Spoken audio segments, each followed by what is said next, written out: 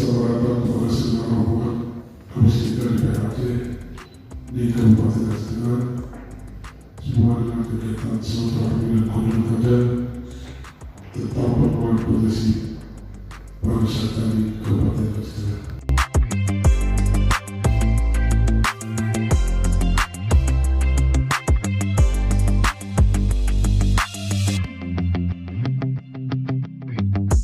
Sebagai bentuk persiapan terhadap pembahasan rancangan kanun tentang induk kepariwisataan Aceh yang akan segera kita bahas untuk kita disahkan.